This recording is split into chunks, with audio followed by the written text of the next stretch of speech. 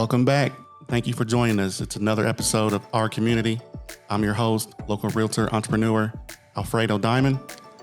Today I'm here with a special guest, Director of Community Relations at Earlham College, Mr. Dakota Collins. Welcome, Dakota. Thank you. I'm really excited to be here with you. Hey, I'm glad to have you here. I've been looking forward to this one. So thanks for your time here.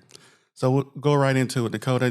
Just kind of tell us about you a little bit, where you're from. Yeah. Where you went to school, kind of how you landed here. Yeah, absolutely. So I'm actually from Richmond originally. Okay. I grew up in a small town, technically just south of Richmond, called Boston. It's got like 125 houses. There's not a ton of people there, but that's also sort of my little hometown. But I came up through the Richmond community school systems. I went to Garrison and then Test and RHS. Sort of started getting involved in my community a little bit in high school, and then decided to stay in town and go to Earlham. And so I went there and majored in psychology and business and politics. And once I graduated, I decided to still stay in my beloved hometown.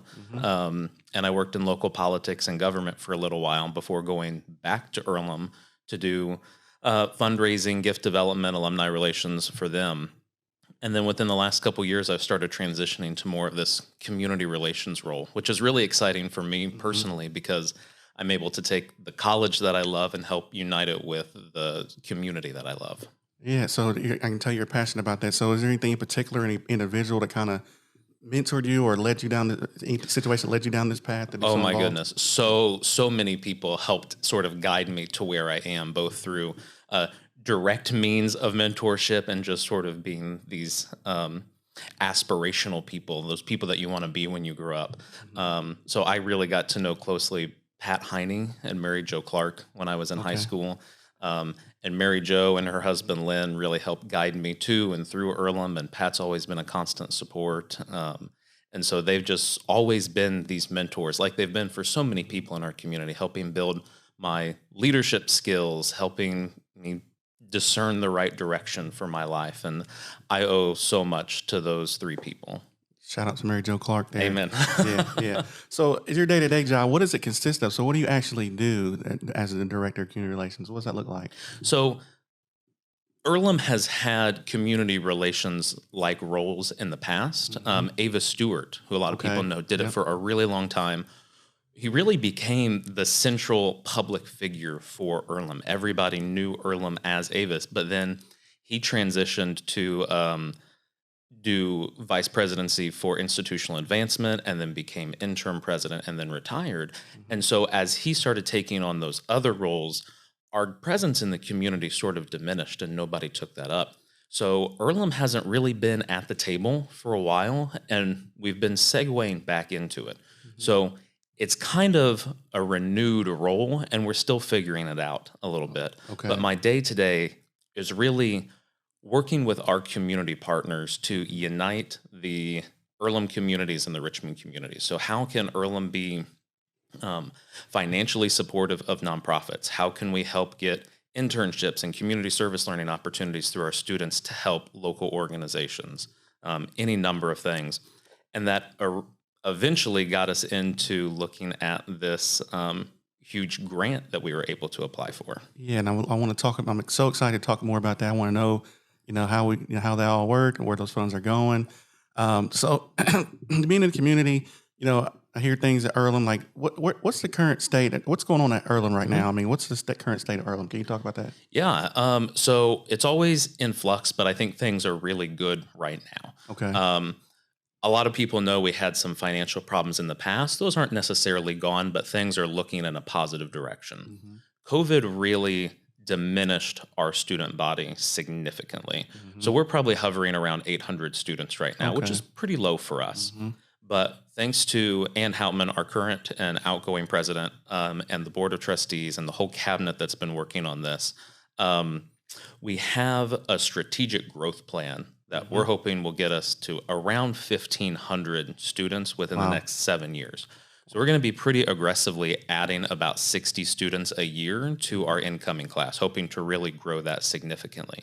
Because we've determined that's around about the size that we need to be operating at our best, most efficient capacity. Okay.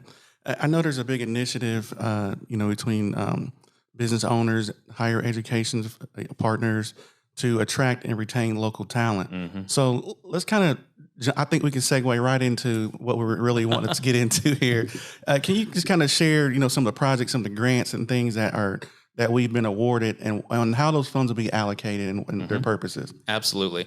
So back in February or March of last year, the Lilly Endowment released a funding opportunity to all 4-year colleges and universities in Indiana.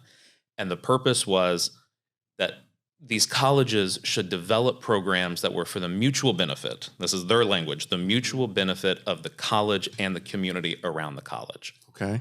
Funding was up to $25 million. The catch was they would only fund 30% of the total project. So if you wanted to apply for $25 million, you had to find $56 million from other sources. And that's a lot of money right there. And so there are a lot of institutions that really struggled with that. So we knew that we really wanted to do this. Richmond has been named one of the number one reasons that prospective students decide not to come to Earlham, or they don't retain through 4 years of Earlham. And that's been a problem that we've recognized, but have never had a means to help fix. Okay. But with this funding opportunity, we were able to finally, again, come back to the table with the community and say, all right, where can $25 million really do the most good?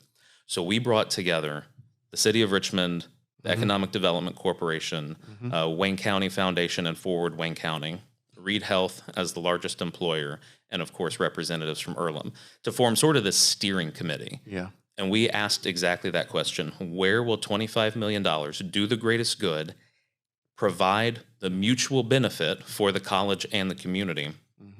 And where can we find, related to that project, that other $56 million? Okay. And so those people were so invested in this and so supportive. I was making calls and, hey, would you be a part of this? Would you be willing to come to this meeting? And it was, yes, yes, yes. How can I help? Absolutely. When and where? So that was really inspiring to see all these community leaders come together to support. And so we got 3,000 pages of different studies, strategic plans, master plans from these organizations. Wow. Stuff that they had been doing for 5-10 years. And they said, okay, here you go. Oh, they're ready to go. They're ready. They've been waiting for this opportunity. And so we took all that in, sort of broke it up, and had furthering conversations with them. And there are lots of areas of need in Wayne County. But when looking at those three primary questions, we landed on downtown revitalization is where $25 million would do the most good, and we could find that cost share. Now, let me back up a second. So is it $25 million per college or city? It's $25 million per college. So all colleges had the opportunity to apply for funding, and I think they awarded in December about 7 of them. So. But as far as Richmond goes, Earlham got the grant. Okay. Yeah. So there's about $56 million. Have we hit the goal for the other 31 million? Well, we exceeded it. We found 83 million. So this project from this funding and this collective group effort, there's actually $83 million at disposal. There's 83 in what we call cost share. That's not a part of the grant. Okay. And then the $25 million from the grant. It's over $100 million that's going to be invested in downtown Richmond over the next 5 years.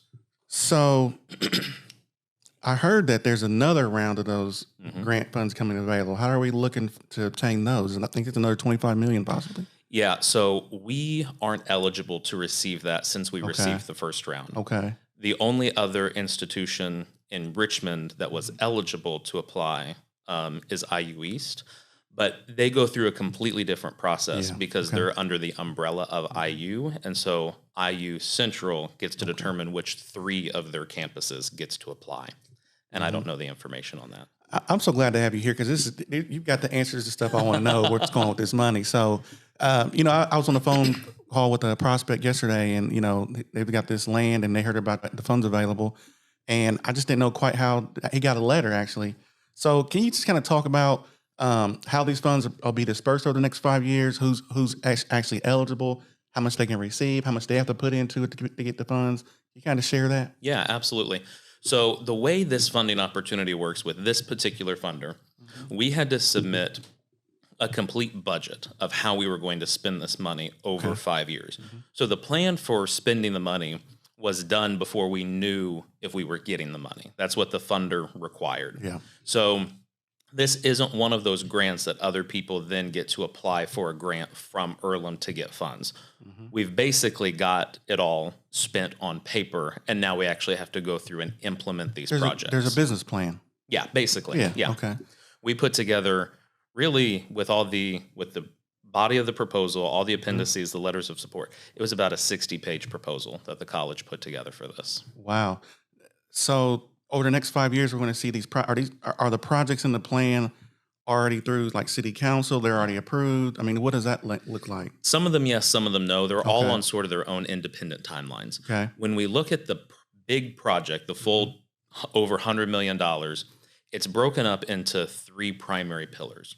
Okay. We've got activate, build, and connect. And each one of those has little sub-projects within it that I can go through and talk about. And they're all, I think, just so exciting because I wanna hear it's what our community has been waiting on for so long. Okay. You know, anybody that's been in a lot of community meetings about downtown knows that we've always had this conversation. Is it the chicken or the egg? Do we bring people downtown to live first, or do we bring the amenities and they'll bring the people? And we've gone around and around about it. This is one of our opportunities to do them both at the exact same time. Okay. So we're really excited about it. So what kind of projects are we looking at to kick that off? What's that going to look like? So let's first go into activate, because Okay. I think those are the most exciting projects right there.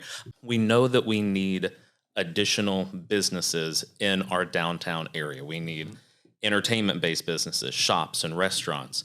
And so we really want to support current and budding local entrepreneurs, people that either have started a business and they might need a little bit of support or guidance, or people that are looking to start a business for the very first time. Okay. So we're going to partner with Main Street Richmond, the local advocate for the Main Street downtown areas, and they're going to hire a full-time business coach, somebody that's in the office and in the community every single day talking to business owners. What can we do to support you? Do you need some marketing advice? Do you need advice on getting new loans or developing a business plan? This person is also going to be out at the farmer's market talking to those vendors. Maybe it's time for them to finally open up a storefront. Yeah. So this person's going to be really engaged with the community, trying to support and bring in more entrepreneurs. Okay. But as you know, as an entrepreneur, entrepreneurship is risky, right? Especially when you're first getting started. So in addition to supporting local entrepreneurs, we also want some bets that are a little bit surer. People that have experience running businesses or a particular business, have a good business model already. So Main Street Richmond is also going to be contracting with an outside firm. And that firm's job is to look regionally for independently owned businesses in Muncie, in Indy, in Bloomington, wherever around, and say, this business is primed for a second or third location in a new market. Okay. Talk to those entrepreneurs and say, let's talk about how you can open up this additional location, and let's make it in downtown Richmond. Wow. So we'll be bringing in some of those businesses that you might know from Oxford or Carmel or wherever, and bringing those into downtown Richmond. So are there already businesses that are identified then? Not quite. So what the first job of that outside firm is to come in and do sort of a landscape analysis. Gotcha. What buildings do we have available? Yeah. What amenities do those buildings have? And what's the market mix of businesses that we need? How many restaurants do we need, and what types of restaurants? How many shops? How many different types of study? So they're going to do this study, and then they're going to focus on attracting exactly those businesses. So it's not just going to be casting a wide net and seeing what happens. We're going to be targeted and specific. Okay. So no one's really received any funds yet, or been any letters or anything like that? No. Okay, that's all hearsay. And I think the most important thing is that all of the funds that we're receiving will go to our community partners to do the work that they're already trying to do. Okay. So we know who is going to get funding out of Revitalize Richmond, is what we're calling this project, Revitalize Richmond. And so like Main Street Richmond is going to receive these funds to do those two different projects. Gotcha. So every dollar that we spend will go through a nonprofit that's working to do these projects already. Got you. And that was the most important thing in our planning process is like, we've got so many people in our community already doing amazing things. They know what they're talking about. Instead of trying to recreate the wheel or sort of do our own thing as the college, let's empower our community partners to do what they're already the experts at. Wow, that's a great approach. So, step 2. So, what's that look like? Well, within Activate, there's the business side. Okay. And then a lot of people have probably already heard about the Whitewater Gorge Activation Plan. This plan through the Richmond Parks and Recreation Department to take our Whitewater Gorge and turn it into more of a destination, an adventure hub, all of these incredible things. And it's that plan has already been developed and has already started. Yeah. They've already started doing some parking initiatives, improving accessibility. They've taken out the Weir Dam. Revitalize Richmond is going to be funding a small part of that as well. Okay. Most specifically, a river walk, kayaking and canoeing opportunities, Okay. a zip line. I heard that. Yeah. Yeah, a zip line and some like shoreline improvements so that when you are like down by Star Jeanette, you can actually see, hey, there's a river right there. This is a great opportunity to go kayaking, canoeing, get in the river. So we're going to take some of those trees down, especially the invasive species, put in some more natural things, and really reveal the river there. That sounds amazing. They're making Richmond more of a kind of a destination. Yes, absolutely. That's exactly what we want. But we're also going to need housing. So what's that look like? So that's, Right. Are you involved in this project that I keep hearing about with Elder Bierman? Can you touch on that a little bit? Like, so that goes to build, that middle pillar. Okay. And so we know that we need housing in downtown Richmond. We need housing across the area, but that sort of apartment, downtown urban living is what a lot of people are really vying for.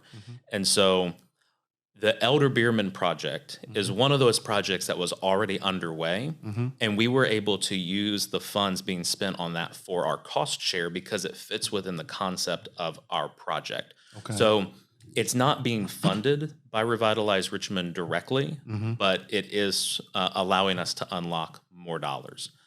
So we're taking that, as a lot of people know, that's going to put in about 150 market rate apartments right downtown with high level amenities. It's going to be really cool.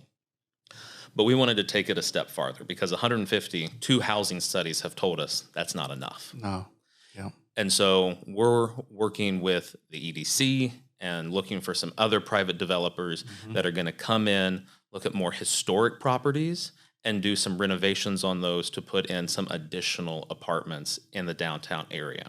And then we're working with Richmond Neighborhood Restoration. They just recently redid the Secret Ingredient building, put in 4 just incredible apartments. Beautiful. Yeah. We want them to do that 3 to 5 more times in downtown with some of those smaller level buildings, put in apartments on the second and third stories, and then white box the first floor. So the entrepreneurs that we're attracting can move right in, not have to worry about putting in a sprinkler system or fixing the floors or whatever. They can just focus on their business. Yeah. Yeah. And so all in all, we're looking at adding about 300 apartments in downtown Richmond. Oh, really? Yeah. So does everything, all the, developers, the investors, I mean, does it all have to be like, big development companies? Can it be like, just private investment groups? Is that possible to put something together like that or no? It might be. So we're looking at some options. We have a couple of developers identified that are already, they have a specialty in doing these things. So from our perspective, the most important thing is the quality and the accountability.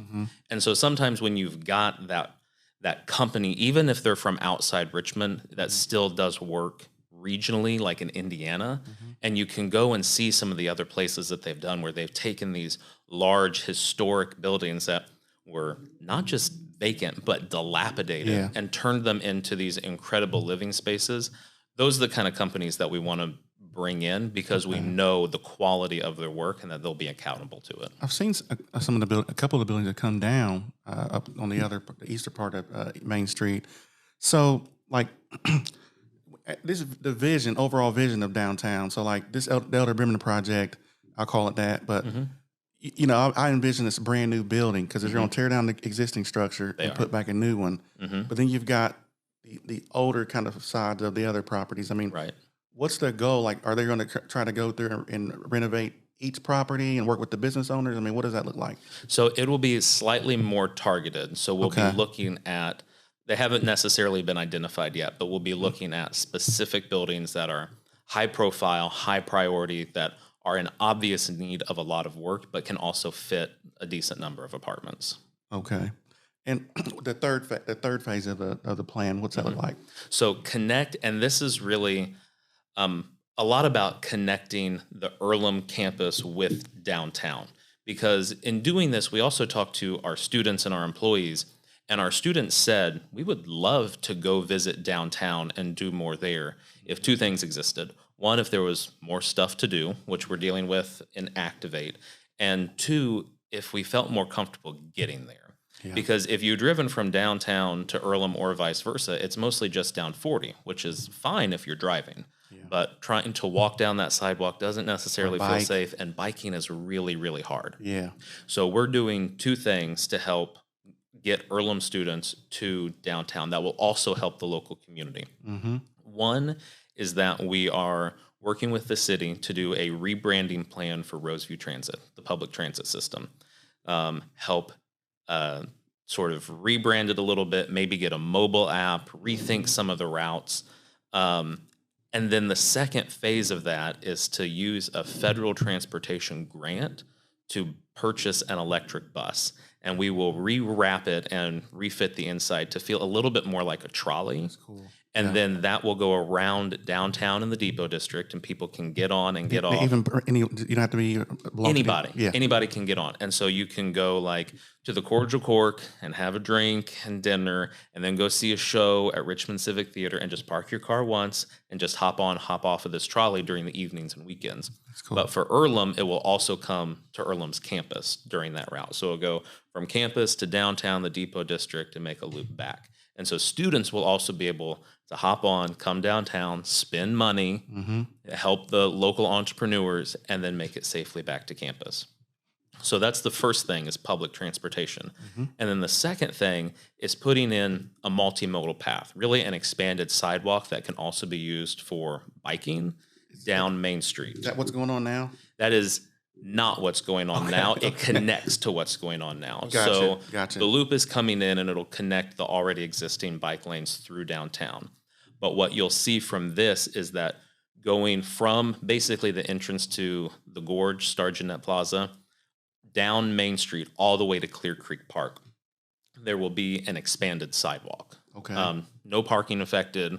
Curb's going to remain in the exact same place. We're just making that sidewalk a little bit bigger, a little bit nicer, so the students and West Side residents can ride their bike directly into downtown. So it'll go from the entrance to the Gorge to Clear Creek Park, and then there will also be a connector down, I believe it's Southwest 8th Street, right to the front of campus. Okay. So that students, instead of having to try to go down 40 on their bike or walking, can just cross 40 and then be on a much nicer, much safer street. I can't wait to see that. Yeah. It sounds We're really awesome. excited for it. Now, just my past experience in telecommunications and stuff, and I know how important Wi-Fi is for bringing people downtown. Do you know anything about like that? The internet infrastructure, and is that going to be in place, and we have some great Wi-Fi downtown? Yeah, that is a great question. That is not a part of Revitalize Richmond specifically, Okay. but being in a lot of other community conversations, I know it's a priority. Okay. Okay. So with all that, with local business education, employment, business development in mind, where would you like to see our community in the next 5 years? Yeah, that's a great question. So I want to see a significant increase in the number of businesses downtown. And when people in our community Mm-hmm. and in the area around our community think of downtown Richmond, I want words like vibrant Yeah. to come to mind. Mm-hmm. I want them to think about people walking up and down the street, going shopping, Yeah. going to different restaurants. I want them to think of nightlife and entertainment and a great place to live, because Yes. you've got all those amenities right nearby. Mm-hmm. And I think it's going to change the housing market in Richmond a little bit as these places become available to rent. They're a little bit higher rent. That's going to free up some other areas. And did you know 42% of the workforce in Wayne County commutes from outside of Wayne County. 42%? 42% of people who work in Wayne County don't live here. Wow. And a lot of it is because they don't have a place to live that they're looking for. Yeah. So projects like this, like the Elder Bierman project, like some of the other apartments that we're doing, provide those living spaces that people want. And so what that'll do is increase our population, increase the density, bring people into downtown who already work in the community. And so I think it's going to change the landscape of our community a little bit. Now, I'm not sure if you're involved in that or not, but if you have any information, I know there was a project for South 37th Street development that kind of got put on pause or shut down for now. Can you touch on that? Do you have any experience dealing with that, or is that not? That is not really in my ballpark. I will say I was a little disappointed to see it go away, just because I know our community needs that type of housing. Yeah. We being mostly the EDC and some other organizations, have done housing studies that have shown that downtown living and the type of development that they were doing on 37th Street is what people are looking for. Yeah. And so if it's not going to be at that site, it's going to have to be somewhere. And it's going to have to be in somebody's backyard. Yeah, yeah. Man, 42% work, they live away, but work in Richmond. Yeah. Wow. It's That's crazy. Yeah. You know, Dakota, what's one thing about our community that you would love to see come back? That's a business or, you know, some kind of experience. I mean, what would you like? Oh, I don't know. That's really hard. I would love to see, I mean, I'm a little bit of a foodie, so I'd love to see not necessarily something come back, but just new and different restaurant experiences. Two of my favorite restaurants in town, 10, 15 years ago, I never would have thought that we would have had, and that's the Thai restaurant and the Indian restaurant. And I'm so excited that places like that not only are opening in Richmond, but are thriving in Richmond. Yeah. And so different types of food or just more expanded food. I know there's a couple different restaurants that are just on the verge of opening, maybe this summer, that I'm already very excited about. But I think what we're also missing is sort of that entertainment piece. Like, we do a lot of festivals and events throughout our community. There's something to do basically every weekend in town if you look for it. But what we're missing, I think, is that constant. You always know you can go to this location and do X, Y, Z. No matter what day, no matter what time of year, it's always there. Yeah. Whether it's some sort of entertainment facility or a great speakeasy bar or a restaurant or something, that place that you can always go for that entertainment. Yeah, yeah. Can you share a memorable moment or experience from your involvement in the community? Something that just kind of you want to highlight that kind of resonates with you? Yeah. I as I go through this, I hear a lot of people's memories about downtown. And I don't know, with me personally, it was always coming to Joanne's Bakery as a kid. Yeah. We got that was our place for birthday cakes, right? And so we go in and order the birthday cake, but we also had to get thumbprints or smiley face cookies or something. And so as a kid, that's my core memory of downtown. Awesome. You're making me bring back memories. They used to let us walk through the back with my grandfather. I remember walking through there and seeing them making the cookies and the donuts, and that was just cool. We need more of that. Yeah, and that sort of experience that anybody growing up in Richmond for decades has those memories of going to Joanne's or a place like Joanne's. And that's what I want for the kids in our community right now, to have that place that they remember fondly. And hopefully when they're an adult and they're moving back after college or when their parents are aging, they remember it and it's still there and they can go experience again, because that's all a part of coming home. Right. Yeah. And we want people have said, oh, we need to make sure our high school students stay in town after they graduate. And I think that would be great. I would love to see more of them come to Earlham, even to IU East and Ivy Tech, stay. But if you don't, if that's not a part of your path, that's fine. I just want all of them to feel like they can come home to Richmond when they're ready. Right. You remember the natural spring at Glen Miller? Oh, yeah. So I do these tours at IU East and for interviewing candidates and things like that. So one of the places I kind of show them to give them that kind of home feel is this thing I can think of, and show them the spring. And so just little cool things like that. Yeah, that's awesome. So what advice would you give someone who wants to get involved in local community efforts, but may not know where to start? Oh, that's a great question. One of the things that I love about Richmond is that no matter what you're passionate about affecting in the world, you can probably find a way to do it in Richmond. And so internet searches and like Facebook searches are always a great way to start. Find those organizations that are doing something like that in the community that you're passionate about. Hmm. And the people in this community are so kind and accepting and wanting of the help that all you have to do is reach out. Yeah. And if ever you reach a roadblock, I don't care who you are, you can reach out to me directly if you're reaching any of those roadblocks, and I will help smooth the way, because we need more people involved doing things that they're passionate about. It doesn't have to be about downtown redevelopment or housing. It can be about anything, but find that little area, that little nugget of passion, and find that organization. And if you can't find it, start it. That's something that we can also help with. So reach out to me anytime, and we'll figure out how to get this organization started for you or connected to an organization. That's amazing. You heard it right there. Some great. All right, Dakota. So are there any upcoming events, projects, or causes within the community that you're particularly excited about that you want to highlight other than the projects? Ooh. There are so many. Like, I don't even know where to start. Outside of the project, well, I will say tomorrow night Okay. we're going to the Richmond Symphony Orchestra's signature event. I'm really excited about that. The Richmond Symphony Orchestra is just one of those really premier organizations in our community that does such amazing things. They bring the community together.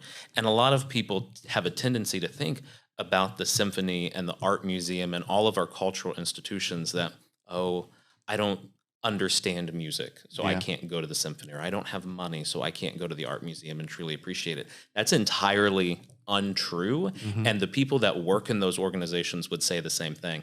And so the symphony gives away free tickets all the time. They just want you to come and experience that with them. And so I think anytime anybody has the chance to get out and do some of those cultural things, Yeah. the Reed Center is a great new local organization within the former Reed Presbyterian Church. And they're doing just constant events that are free or cheap to the public. So check out their website too. They've always got stuff going on. I gotta say, I went to my first orchestra event last year, I think it was, and they were, the highlight was Star Wars, I believe it was. Yeah. And I had an amazing time. I really enjoyed that. It was a new experience for me. I got to say, I really did enjoy that. Yeah. That time there. So Yeah, it's always a blast. yeah. And last, Dakota, again, thank you for being here. But just give you an opportunity. You mentioned a couple folks earlier on in our discussion. Is there anyone else that you'd like to give a shout out to, highlight, family member, team member, friend, and organization that you want to share? Man, I could go on and on about the list of people in this community that have helped me personally, or I just am so grateful for all of their work. I mean, you mentioned friends and family, so I would always my mom has been just this constant source for me, and she's fantastic. And I don't know who I would be or where I would be without her. And then my partner, Mariah, she's always there and always supportive for me. And so she makes my life way easier going out and doing all these things. But then out in the community, my team at Earlham, they're so fantastic. They're so much fun to work with. Like, I couldn't imagine working any other place, not just because it's my alma mater and I love it, but because of the team that I get to work with day in and day out. Man, Dakota, your enthusiasm and passion for the community and the projects and your involvement, I think Earlham's in great hands with you. And I also think you being involved in these projects, I can't wait to see what happens for Richmond. So Thank you. We're man, excited too. Yeah. Hey, thank you for being here, and it's been a pleasure. Yeah, happy to. It's been another episode of Our Community.